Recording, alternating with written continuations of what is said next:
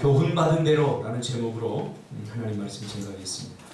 짧은 두 절을 갖고 지금 거의 4달 동안, 3달 동안 지금 말씀을 나누었죠.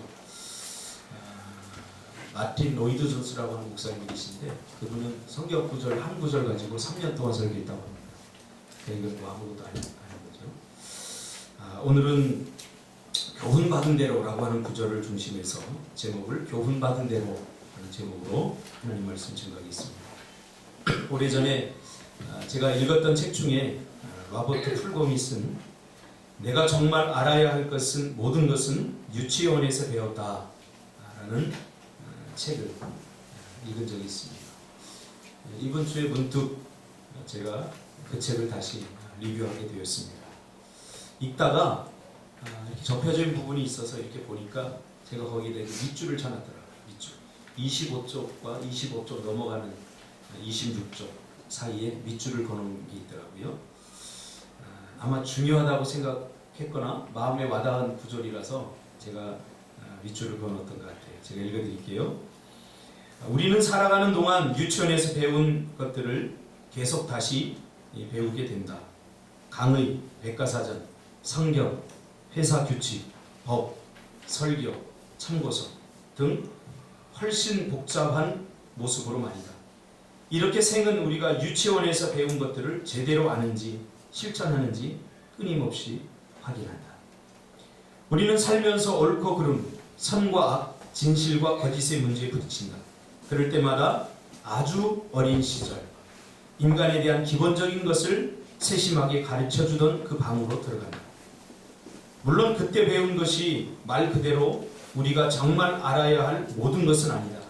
그러나 그때 배운 기본적인 것을 체득하지 못했다면 자신과 사회는 값비싼 대가를 치러야 한다. 반대로 기본적인 것을 잘 알고 있고 아는 대로 실천하고 있다면 인생에서 더 알아야 할 나머지 것들을 위해 튼튼한 토대를 쌓아놓은 셈이다. 제가 이 책을 읽으면서 몇 가지 깨달은 것이 있습니다. 첫째는 사람은 시간이 흐른다고 자연히 배워지는 것이 아니라는 사실입니다. 배우고 실천할 때 배움은 계속 된다는 것입니다. 제가 면허증을 따고 얼마 안 돼서 사고를 냈어요. 그야말로 쓰레기차를 피하다가 쓰레기통을 박아가지고 차를 그때 제가 유로 엑센트 막 면허증을 따고 바로 그 다음날 차를 샀으니까 유로 엑센트 너무 이 차가 좋아서 차상 기분이 너무 좋아서 그 차 안에 들어가서 제가 자기도 하고 너무 좋아서 이렇게 들떠 있었는데 3일 만에 그야말로 박아버려서 라지에타 다 나가고 견적 300만 원이 나왔어요. 그것으로 끝났으면 참 좋았는데 또 얼마 있다가 제가 대형 사고를 냈습니다. 제가 면허증이 있는데도 이렇게 사고를 냈습니다. 그러니까 면허증, 라이센스가 있다는 것은 모든 자격이 다 갖춰졌다는 것을 의미하지는 않습니다. 우리 사람이 자격을 논해봤자 얼마나 완벽하게 그것을 다 우리가 훈련을 할 수 있겠습니까? 내가 지금 굉장히 그때 생각을 하면 한 20년 전 그때 생각을 하면 굉장히 아찔합니다. 야, 나 같은 사람이 어떻게 이 나라가 믿고 이 라이센스를 줬지? 아직도 저는 운전을 배우고 있습니다. 이제 한 20년이 되어 가는데 운전은 하면 할수록 어렵더라고요. 하면 할수록. 20년 전에 내가 그 라이센스를 따고 내가 운전하겠다고 설치고 다닌 걸 보면 정말 사고 2번밖에 안 난 게 정말 다행입니다. 지금 와서 깨달아지는 것은 몰라서 사고 난 거 아니고 못해서 사고 난 거 아닌데 실천하지 않아서 사고 난 것입니다. 행하지 않아서. 이미 다 알고 있었던 것입니다. 다만 실천하지 못하는 그런 거예요. 우리가 배운 것들은 우리가 이해할 수 없을 만큼 그렇게 복잡하지도 결코 어렵지도 않습니다. 우리 인생도 마찬가지입니다. 신앙생활도 마찬가지입니다. 뭐 사인, 코사인 해가지고 풀어서 답을 내라. 신앙생활 그런 거 하나도 없습니다. 우리가 너무나 잘 알고 있는 복잡하지도 어렵지도 않은데 사람들은 신앙생활이 어렵다고 하고 믿음생활이 어렵다고 합니다. 왜 그래요? 실천하지 못하는 무지의 문제가 아니라 무동의 문제라는 사실이죠. 무동. 몰라서 못하는 게 아니라 행하지 않음의 문제, 실천력의 부재라는 사실입니다. 어려워서 못 배우는 것이 아니라 그렇게 실천하지 않아서 배우지 못한다는 거예요. 실천은 우리에게 많은 것들을 가르쳐주고 있습니다. 머리로 아는 것과 실천하는 것 사이에는 엄청난 괴리가 있습니다. 그래서 아는 것을 한번 해볼 때 우리가 진정 배우게 되는 거죠. 성경에서 배운다 혹은 지식, 암이라고 표현된 단어는 그냥 머리로 아는 것이 아니라 머리로 아는 것을 실천해서 어떤 결과적으로 얻어지는 것을 알미다, 이렇게 표현하고 있는 거죠. 저는 어릴 적부터 교회에 다녔습니다. 저는 모태신앙입니다. 모태신앙 손 들어보세요. 와, 우리 교회는 많네요. 존경합니다. 사랑합니다. 근데 은석이도 모태신앙이야? 네. 아, 할렐루야. 모태신앙의 전형적인 모습이 나오고 있습니다. 그래, 모태신앙. 뭐 어떤 사람들은 모태신앙을 아무것도 못해서 모태신앙이라고 그러는데 저는 모태신앙의 자부심을 가지고 있습니다. 저는 어릴 적부터 주일학교를 경험했습니다. 가만히 돌아보니까 정말 내가 신앙생활에 필요한 모든 것은 주일학교에서 다 배웠어요. 지금은 그 연장일 뿐이지 뭐 새로운 것이 없어요. 이미 주일학교 때 전도사님을 통해서 부장 집사님들을 통해서 주일학교 때 내가 어떻게 신앙생활을 해야 되는지 이미 다 배웠어요. 사실 신앙생활 몇 년만 하면 기독교의 핵심 교리라든가 그리스도인이 어떻게 살아야 하는지 다 알게 됩니다. 모르는 사람 없어요. 한 교회 한 3년만 다니면 신앙생활 어떻게 해야 되는지, 기독교의 핵심 교리가 무엇인지, 우리 그리스도인은 어떻게 살아야 되는지 다 알게 되는 거예요. 그리고 기독교의 교리는 어렵지 않습니다. 정말 단순하고 쉽습니다. 마치 한글처럼 말이죠. 능력이 나누샤, 우리가 재밌게 제가 봤는데 거기 보면 나중에 엔딩 장면에 한글이 만들어지죠. 근데 사대부들이 깜짝 놀라요. 글을 마치 머리 좋은 사람은 한 2-3시간 만에 이걸 다 깨우죠. 그러니까 사대부들은 자존심 상하는 거죠. 좀 어려워야 돼요. 모든 사람들이 다 이게 누리고 모든 사람들이 다 함께하면 좋은데 죄인인 인간은 그러고 싶지 않은 거예요. 일부 몇 몇만 특권을 누리고 싶은 거예요. 그래서 반나절 혹은 아무리 머리 나쁜 사람도 3일이면 한글을 다 깨우친다고 하니까 사대부리들이 이게 싫어하는 거예요. 어려워. 너무 쉽기 때문에. 은혜는 너무 쉬운 겁니다. 신앙생활도 너무 쉬운 거예요. 그래서 그것을 배우고 알아가는 동안 우리는 영적으로 또 삶으로 성장하는 것을 발견하게 됩니다. 그런데 어느 시점에 가면 더 이상 성장하지 못하고 멈추어 버린 것 같은 그런 느낌을 받습니다. 그리고 신앙생활의 딜레마에 빠지게 됩니다. 그래서 흔히 사람들이 이런 이야기를 합니다. 신앙생활을 열심히 하는 것은 예수 믿고 5년이다. 나머지는 이게 다 알기 때문에 이 딜레마에 빠지게 됩니다. 그리고 점점점 신앙생활의 생동감과 신앙의 열정이 식어집니다. 이때 사람들은 발버둥을 치지요. 내가 더 알지 못해서 그래. 그래, 제자 훈련도 하고 기도도 더 많이 하고 더 내가 열심을 일어나가. 그러면서 더 열심을 내보죠. 하나님보다 내가 더 세상을 사랑했나 봐. 그러면서 회개도 합니다. 그러면서 발버둥을 쳐보지만 그럴수록 더 깊은 수렁에 빠져 들어갑니다. 그래도 안 되면 최후의 방법으로 자기 위안을 삼죠. 나는 첫사랑을 잃어버렸어. 그러면서 첫사랑 타령을 하죠. 정말로 첫사랑을 잃어버려서 그럴까요? 왜 그런 줄 아세요? 결론부터 말씀드리면 교훈 받은 대로 살지 않아서 그렇습니다. 교훈 받은 대로 살지 않아서 그렇습니다. 심리학에서는 미해결 과제라는 말이 있습니다. 이게 뭐냐면 어릴 적부터 사람은 자라가면서 그때 나이에 맞게, 그때 정서에 맞게 그 문제를 해결하는 방법을 어릴 적부터 키워오는 거예요.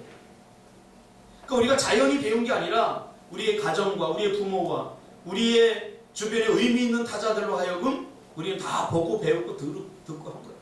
아, 저 사람은 저 문제를 어떻게 해결하는구나. 내가 알지 못하게 내가 다 배운 거예요. 그런데 이런 것들을 어릴 때부터 다 이렇게 배워야 되는데 그것을 배우지 못해서 미해결 과제로 남아있다는 거예요. 여러분, 어른이 된다고 저절로 영적으로 성장하고 정서적으로 안정이 되고 또 의지도 어른 같은 의지가 생기는 거 절대 아닙니다. 어릴 적부터 그 과정을 다 겪어야 훈련받아야 진정한 어른의 모습이 되는 거죠. 그래서 어른이 되었는데도 여전히 문제 해결 방법을 보면 어린아이와 같은 모습을 갖고 있는 거예요. 그것을 심리학에서는 어덜트 칠드런이라고 합니다. 성인 아이라고 합니다. 성인이 되었으면 성인답게 그 문제를 해결해야 됩니다. 성인의 방법으로 그 문제를 해결해야 됩니다. 그러나 그것을 어릴 적에부터 배우지 못했기 때문에 여전히 어린아이의 모습으로 그 방법으로 이것을 해결하려고 하는 거죠. 이런 일들은 우리의 신앙의 여정 속에서도 동일하게 일어납니다. 신앙생활 초기에 배우지 못하고 그냥 넘어가면 이게 자연히 배워지는 것이 아니라 여전히 그것에 발목이 잡혀서 영적으로 성장하고 더 성숙해 가지 못하는 그런 정체 현상을, 영적 정체 현상을 빚게 된다는 거죠. 그 중심에는 뭐가 있느냐? 바로 하나님의 말씀이라. 그러므로 하나님의 말씀은 그냥 들으라고 주신 것이 아닙니다. 지금 이 설교 시간에 우리가 성경을 읽는 시간에 여기엔 치열한 영적 전쟁의 현장입니다. 사단이 하나님의 말씀을 왜곡시키고 삭제해버립니다. 하나님의 말씀을 읽으면서 도전을 받고 은혜를 받는 게 아니라 오히려 불가능을 느끼게 하죠. 야, 우리가 어떻게 이렇게 살 수 있겠어? 야, 이렇게 성경대로 이렇게 살면은 우리는 언제 놀지? 우리 인생을 언제 즐기지?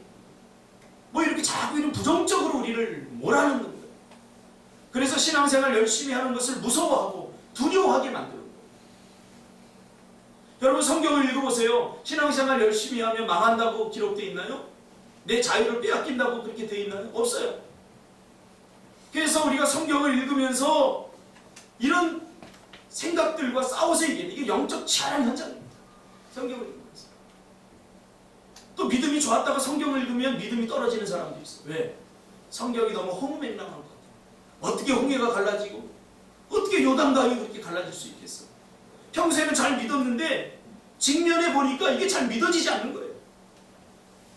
그래서 성경을 읽을 때는 그냥 읽으면 안 돼. 기도하고 이 말씀이 믿어지게, 이 말씀이 내 삶의 영양분이 되고 자양분이 될 수 있도록 말씀을 읽으면 힘이 생기고 용기가 생기고 희망이 생기고 해야 되는데 오히려 말씀을 읽고 나면 더 피곤해져. 왜? 말씀에 비춰보니까 나는 그렇게 살고 있지 못하는 것 같거든요. 그래서 하나님의 말씀은 들으라고 주신 것이 아니에요. 귀만 올리고 야, 목사님이 내 대신 어떻게 저렇게 잘 말씀을 잘 좀 조리해갖고 나한테 먹여주시지? 내가 하고 싶었던 말인데 이게 은혜가 아닙니다. 진정한 은혜는 뼈저리게 내 가슴을 찔러요. 고통스럽게 날선 검이 되어서 내 폐부를 찔러요. 나는 뭔가. 초대교회 성도들은 그랬잖아요. 사도들이 말씀을 전하니까 어찌할꼬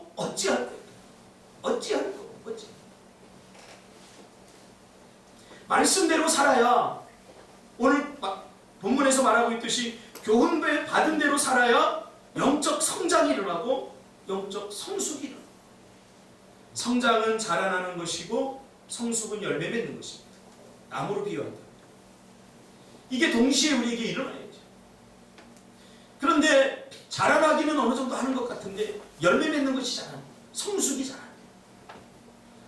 예수 믿기 전보다 기도도 더 많이 하고 헌신도 더 많이 하고 교회도 더 많이 나오고 새벽기도도 나오고 수요 예배도 나오고, 이게 성장이에요. 성장. 성숙은 뭐냐면 인격과 관련이 있어요. 예수님의 성품과 관련이 있어요. 이렇게 잘 성장한 나무는 뭐가 맺히죠? 열매가 맺혀요. 겉보기에는 잘 성장한 것 같은데 열매가 없다면 이걸 웃자랍니다. 웃자라. 제가 어릴 적에 시골에 살아서 이 벼가 이렇게 자라는 걸 보면 어른들이 그냥 나달이 이렇게 달렸는데 다 베버려요.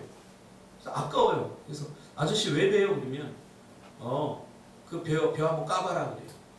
그 벼 이렇게 까보면 안에 텅 비어 있어요. 교묘하게 위장한 거죠. 영양분을 제대로 공급하지 못해서 이게 알맹이가 없는 벼가 돼버린 거예요. 알맹이가. 예수님도 이게 가슴 아팠죠. 열매 없는 나무, 열매 없는 나무. 열매로 알지다, 열매로 안다, 그런 말을 했잖아요. 뭔가 성장은 일어나는데 열매가 없다. 우리 인생도 마찬가지예요.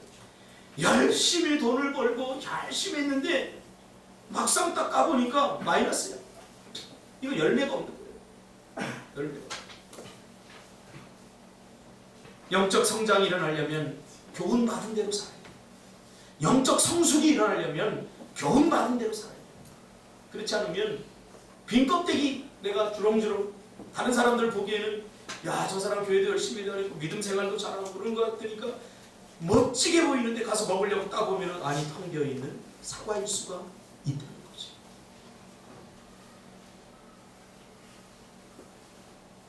배워야 교훈받은 대로 살아야. 그래야 성장이 일어나고 성숙해지는 거예요. 배움을 포기하면 성장이 멈춰버립니다. 신앙생활에 시간이 흐를수록 이제는 배우는 것을 자꾸 포기하고 가르치려고 하면 안 돼요. 자꾸 배워요. 자꾸 배워요. 하워드 핸드릭슨이라고 하는 사람이 쓴 가르치는 이의 7가지 법칙이라는 책이 있습니다. 요만한 서책자인데 제가 그 책을 너무 좋아합니다. 이 책은 가르치는 사람들의 자세에 대해서 강조하고 있어요. 기본적인 자세. 이 책의 핵심을 제가 한 단어로 표현할게요. 가르치는 자는 곧 배우는 자다. 이게 전부다. 배우지 않은 사람은 가르칠 수 없다는 거예요. 배우지 않는 사람은, 배워나가지 않는 사람은 절대 가르칠 수 없다.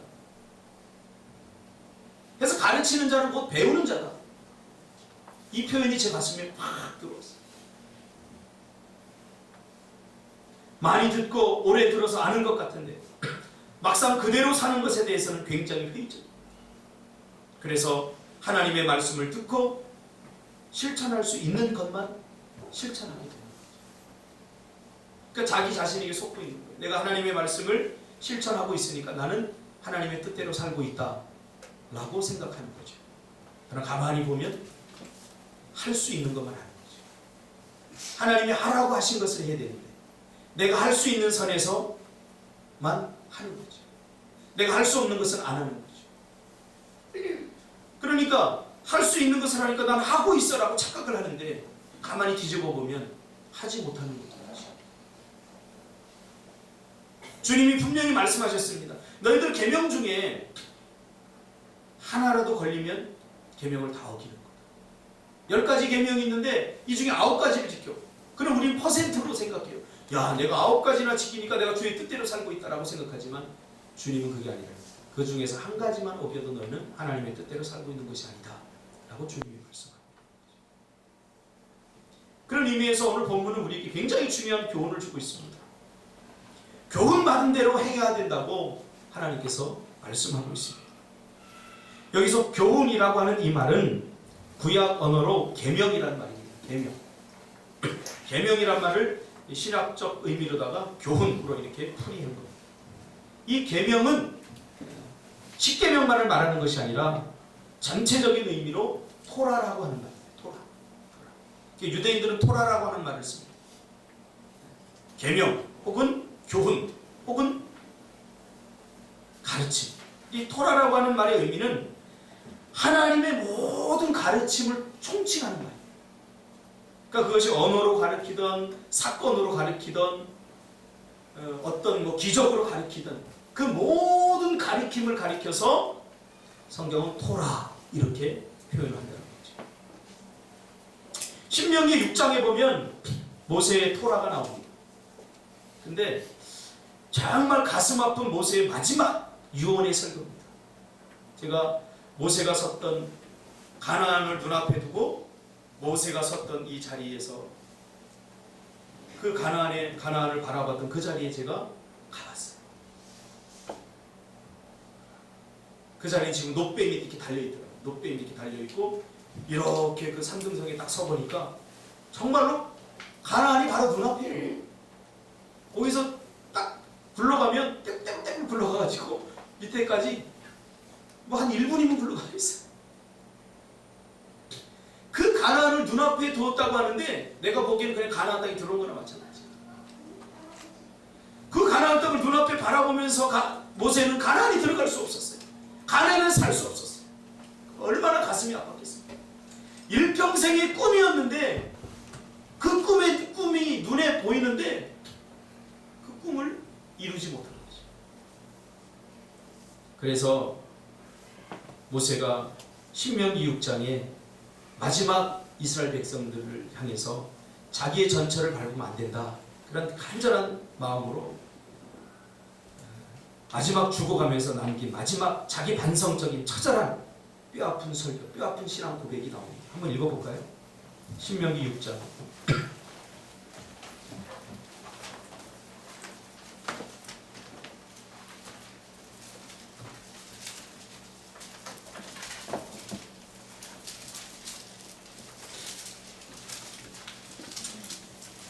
이건 자기 자식과도 같고 손주와도 같은 자기 사랑하는 이 가족과도 같은 이스라엘 백성들에게 모세가 마지막 유언으로 남긴 정말 뼈저린 절규하는 듯한 설교입니다.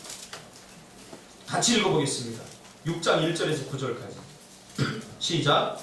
이는 곧 너희의 하나님 여호와께서 너희에게 가르치라고 명하신 명령과 규례와 법도라. 너희가 건너가서 차지할 땅에서 행할 것이니 곧 너와 내 아들과 내 자손들이 평생에 내 하나님 여호와를 경외하며 내가 너희에게 명한 그 모든 규례와 명령을 지키게 하기 위한 것이며 또 내 나를 장구하게 하기 위한 것이라. 이스라엘아 듣고 삼가 그것을 행하라. 그리하면 내가 복을 받고 내 조상들의 하나님 여호와께서 내게 허락하신 같이 적과 꿀이 흐르는 땅에서 내가 크게 번성하리라. 이스라엘아 들으라. 우리 하나님 여호와는 오직 유일한 여호와시니 너는 마음을 다하고 뜻을 다하고 힘을 다하여 내 하나님 여호와를 사랑하라. 오늘 내가 네게 명하는 이 말씀을 너는 마음에 새기고 내 자녀에게 부지런히 가르치며 집에 앉았을 때든지 길을 갈 때든지 누워있을 때든지 일어날 때든지 이 말씀을 강론할 것이며 너는 또 그것을 내 손목에 메어 기호를 삼으며 내 미간에 붙여 표로 삼고 내 집 문설주마다 바깥문에 기록할지니라. 아멘. 모세는 가나안에 들어가지 못한 이유를 분명하게 아는 거죠. 하나님의 말씀을 알았지만 그는 행함에 실패하게 된 거죠. 분노가 나오면 참아야 되는 것 알면서 참지 못한 거죠. 사랑해야 되는 것 알면서 사랑하지 못한 거죠. 행하지 못한 거죠. 이것을 아는 거죠.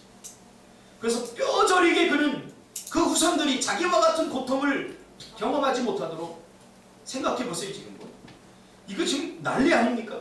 하나님의 말씀을 기억하게 하기 위해서 미간에도 붙이고 손목에도 달고 집에도 써붙이고 잊지 말라는 거예요. 잊지.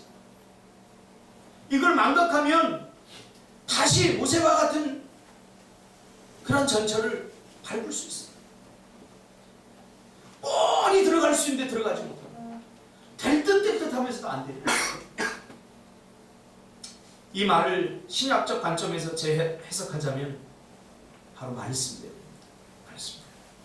요한복음 2장에 보면 갈릴리 가나 혼인잔치 사건이 나옵니다.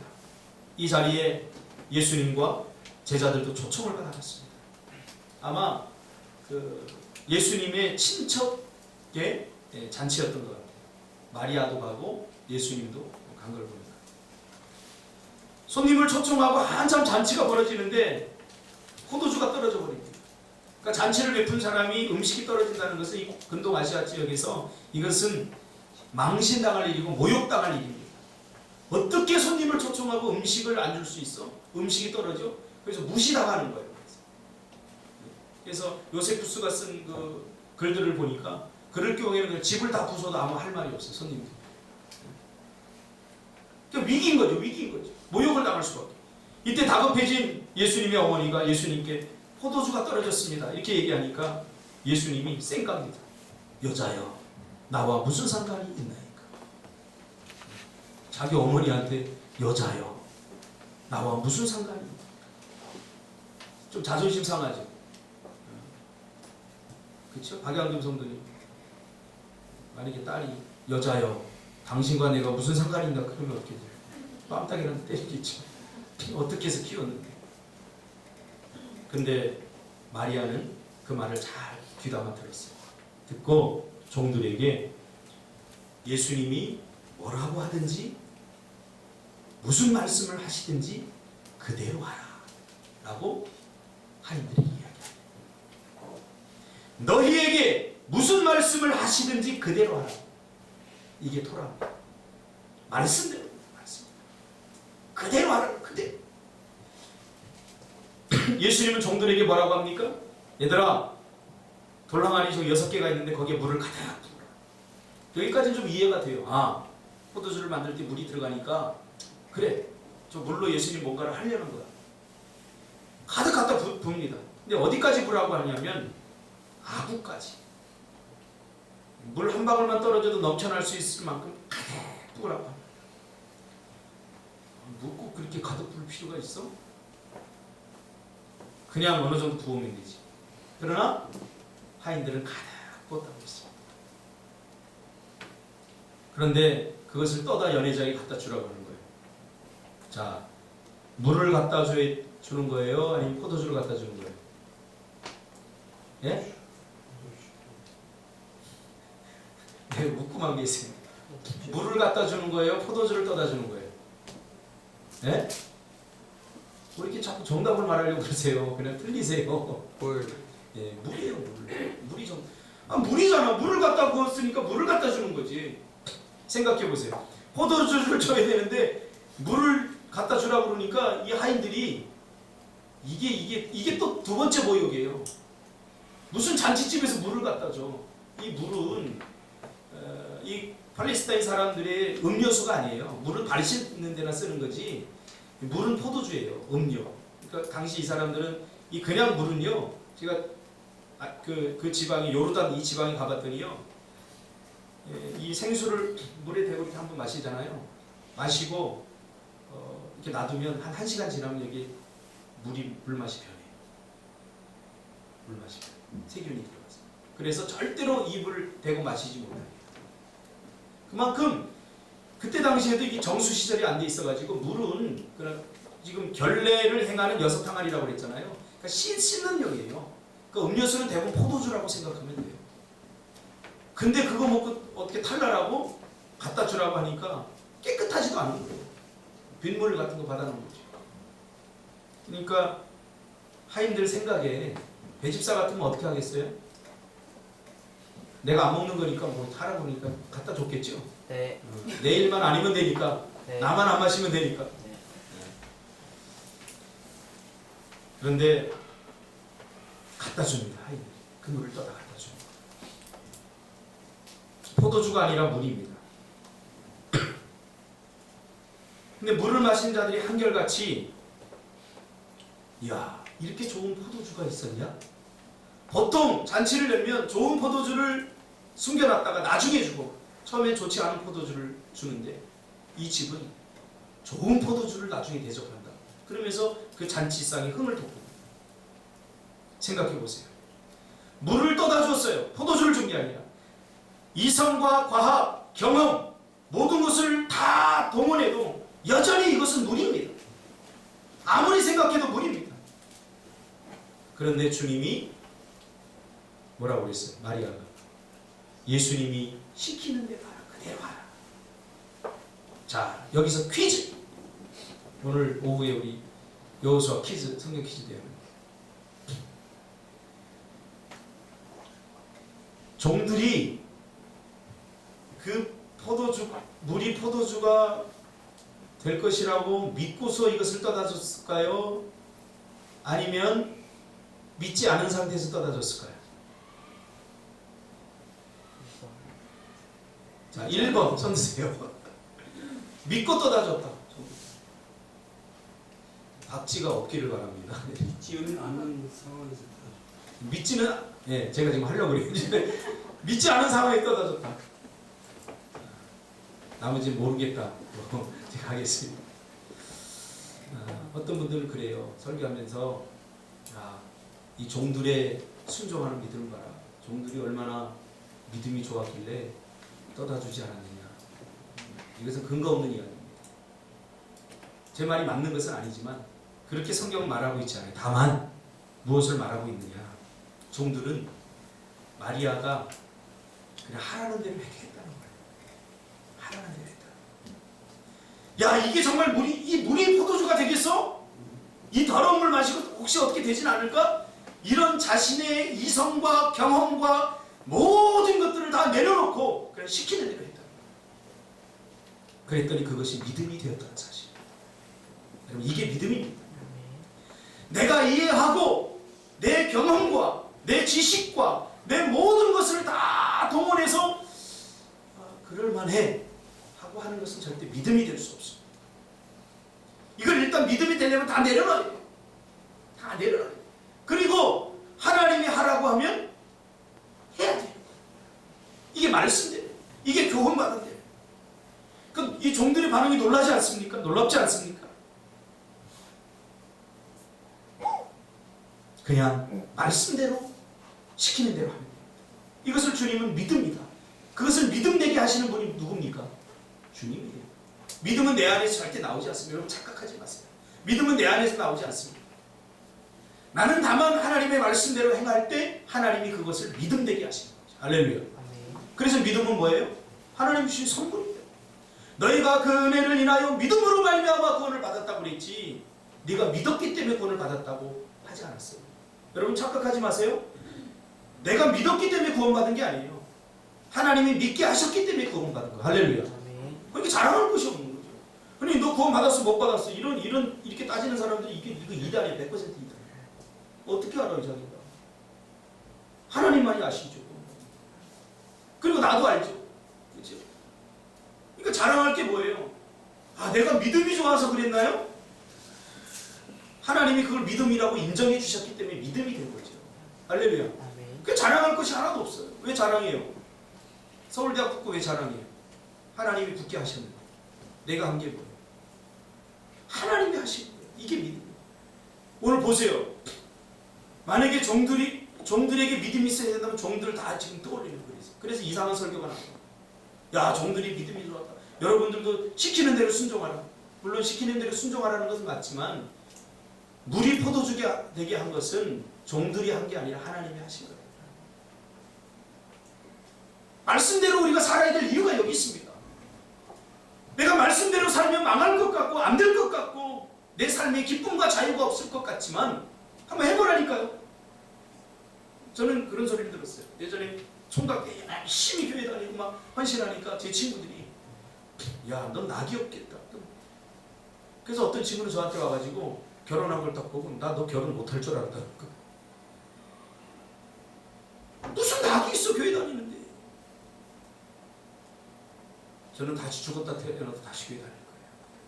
이 안에서 누리는 기쁨과 평, 하나님 주신 평안과 기쁨을 그들은 맛보아보지 못했기 때문에 그냥 가서 불고 막 즐기고 흔들고 막 이런 것만 즐거움인 줄 알아요. 자고 나면 후회하잖아요. 쑥값이 정말 태산같이 쌓이잖아요.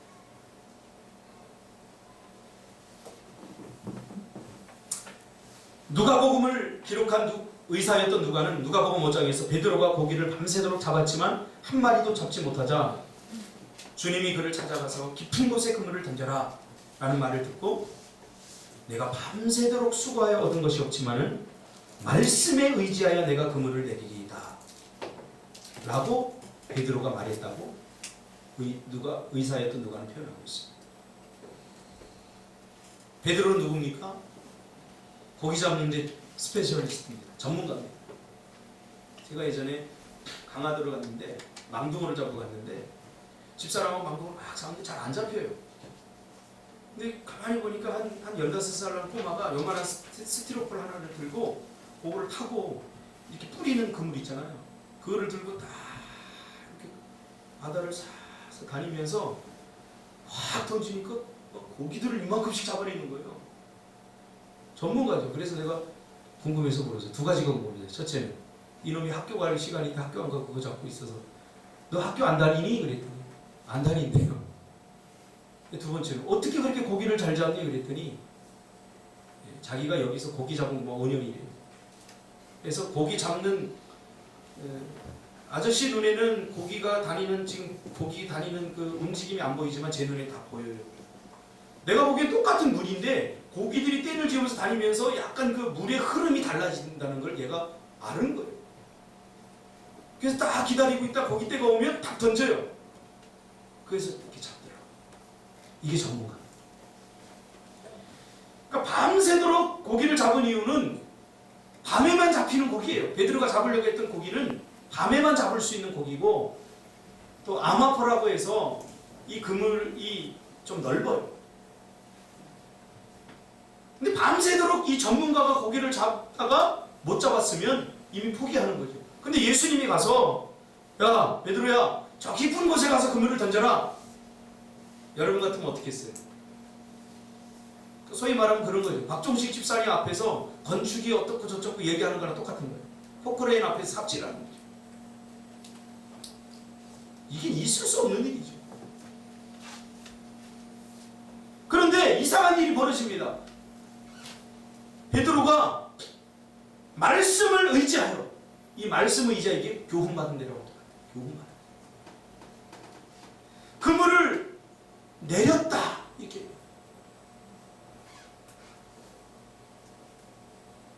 내렸더니 그것에서 고깃대가 옵니다. 상상할 수 없는 일이 벌어져. 가득 차. 우리의 신앙을 망치는 것은 내 경험, 내 지식, 내 생각, 내 자존심, 그걸 자꾸 내세우기 때문에.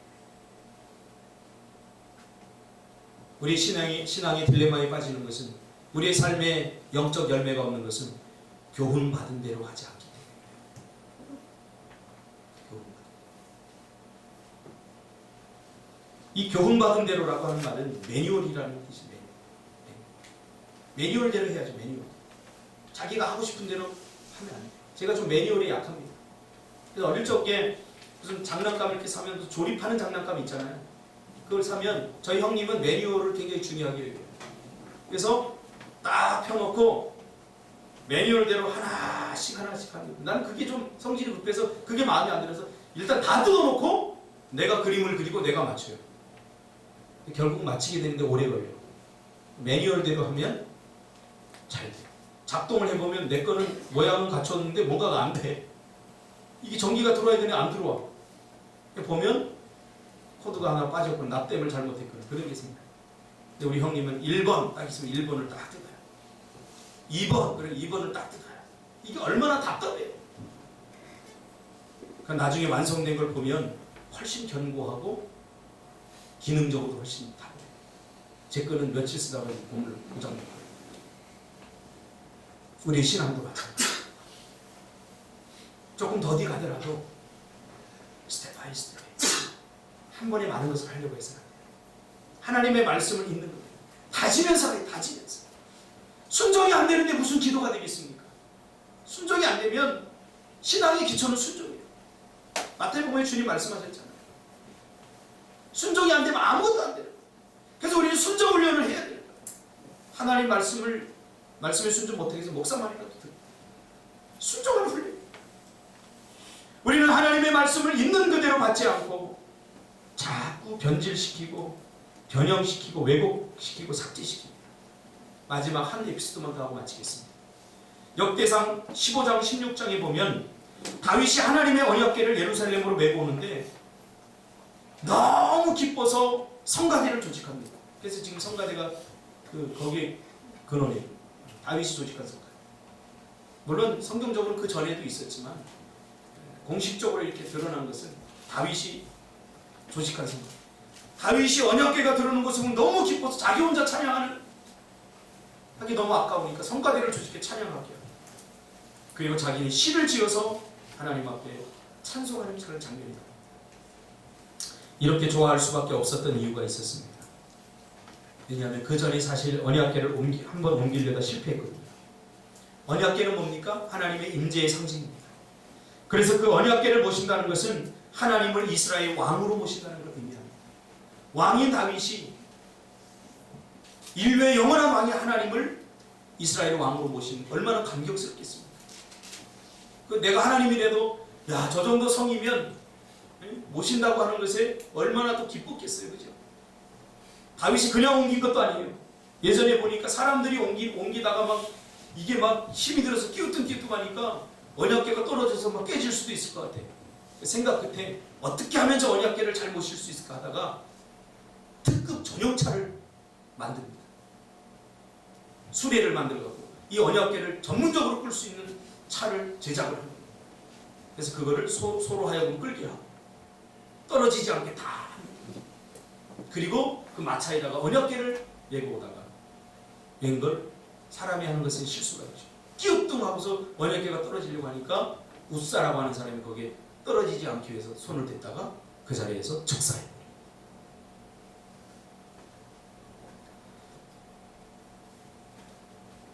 무서운 거죠. 하나님의 임재의 상징이 언약궤가 온다니까 모두 기뻐했는데 이거 뜨거운 감자가 된 거죠. 그렇죠? 이게 뭐예요? 하나님이 거부권을 행사한 거예요. 나 안 들어가겠다. 다윗아, 내 마음은 고맙지만 나는 들어갈 수 없다. 왜 그런 줄 아세요? 하나님은 이미 이 언약궤를 어떻게 다뤄야 되는지 이미 다 가르쳐 주셨어요. 다윗에게, 이스라엘 백성들에게. 언약궤를 맬 수 있는 것은 레위인뿐이고 레위인 중에서도 고핫 자손만 이걸 매도록 가르쳐 주셨는데 그렇게 하지 않는 거죠. 다윗은 약한 사람보다 소가 끓는 게 더 나을 것 같다. 사실은 무시해서 그런 게 아니라 더 잘하려고 하다가 그렇게 된 거예요. 여러분 더 잘하지 마십시오. 하나님보다 앞서지 마십시오. 하나님이 하라는 대로 하면 돼요. 하나님이 하라는 대로. 저는 가끔 우리 배세강 집사님이 좀 앞서가서 걱정돼요. 지칠까? 그냥 하라는 만큼만 하면 좋겠는데 저러다 지칠겠네. 얼마나 있으면 진짜 지쳐요. 정작 일해야 될 때 손 놓고 있어요. 하나님 우리를 가장 잘 아셔요.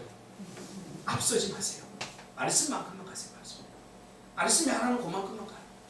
열정을 내려놓으세요. 저희 노예에 노회장, 정경 노회장이 한 분 계신데 자기 장호원에서 목회를 하셔요. 이분이 정말 설교 잘하시고 또 많이 배우시고 학자 스타일인데 우리 상진 집사님 저번에 가봤죠. 이분이 시골에서 하는 거예요. 시골에서 목회를 하는데 여기다가 막 2030 비전 장호원을 뭐 점령하자 막 이러면서 큰 꿈을 가지고 1년 안에 5,000명 거기 다 뒤져갔다면 1,000명도 안 되는데 막 이런 비전을 갖고서 한 10년 동안 목회하다 지쳐버렸어요. 전번에 한준호 목사님 그 개척 예배 때 와서 설교하는 제가 은혜를 받았어요. 목사님 꿈 죽이게 하십시오. 꿈 죽이기. 하나님이 가라는 데까지만 가십시오. 그 얘기를 하는데 제가 은혜를 받았어요. 그냥 말씀대로만. 타협하지 말고. 잠언 19장 21절에 사람의 마음에는 많은 계획이 있어도 오직 여호와의 뜻만이 완전히 살리라. 여호와의 뜻만이 완전히. 내 뜻 이루기 위해서 신앙생활하면 안 돼. 여호와의 뜻을 이루기 위해서. 내 뜻을 다 내려. 로마서 12장 2절에 보니까 너희는 이 세대를 본받지 말고 오직 마음을 새롭게 함으로 변화를 받아 하나님의 선하시고 기뻐하시고 온전하신 뜻이 무엇인지 분별하도록 가라. 여러분 시키는 대로 합시다. 말씀이 시키는 대로. 할렐루야. 저도 그럴 거예요. 제가 여기 목회 후회 없이 하다가 하나님이 너 파푸아 뉴기니아로 선교사 가라고 하면 저 갈 거예요. 미련 없이. 네, 그것이 복이. 저 갈아요. 미련 없어요. 저는 최선을 다해서 여기 있을 때는 의자도 닦고 다 하지만 하나님이 가라고 하면 미련 없어요. 하나님이 하라는 데죠. 우리 인생 별거 있습니까? 죽지 않는 사람이 있습니까? 다 죽어요. 인생에도 좀 별 미련이 없어요. 하나님 부르시면 가면 되지. 뭘 두려워요. 천국 가는 거. 언제나 제가 죽음에 대한 공부가 있었던 적이 있습니다. 그러나 지금은 없습니다. 제가 얘기하는 건 사실입니다. 죽어봤자 천국입니다. 뭐 그렇게 믿어요? 여러분 정말 천국을 믿습니까? 정말 믿어요? 그럼 같이 죽읍시다. 그래도 아멘 해야 돼요. 그래도 내 마음에 좀 살고 싶은 마음이 있어요. 그러니까 지금 오늘 여기서 최선을 다하자는 거죠. 미련을 남겨보자. 시키는데 하나님의 말씀이에요. 그 오늘의 최선을 다하지 못하면 과거에 붙들려서 오늘을 살지 못하고 내일도 살지 못하고 내일이 되면 더 좋겠지 그러지 마세요. 내일 더 좋아지지 않아요. 오늘을 행복하지 못하는데 어떻게 내일이 행복할 수 있겠어요? 그러니까 오늘 하세요. 오늘을 즐기세요. 지금이 굉장히 중요해요. 하나님이 우리에게 원하는 거예요. 나중에 성도들 중에 그런 사람이 나중에 내가 돈 벌면 더 많이 헌신하겠다. 그런 사람 한 사람도 못 봤어요. 지금 해야 되죠. 기도하고 싶으면 나중에 시간 날 때 하는 게 아니라 지금 해야 되는 거지. 지금 하지 못하면 나중에 못해. 청년들한테도 얘기하잖아요. 새벽기도 지금이 최상이야 최상. 딸린 애기가 있어. 현생제 애 나와. 애가 잠 안 자. 그러면 새벽기도 나오고 싶어도 못 나오는 거야. 지금 잠자고 싶어서 못 나오지만 그때는 애 때문에 못 나오는 거야. 네? 그때 막 야 우리 교회 헌금 좀 합시다 그러면 애 새끼들이 한 5명 있는데 그거 애들 학교 보내는데 어떻게 헌금하겠어? 지금이 최고지. 지금이 최고. 지금 못하는 사람은 영원히 못합니다.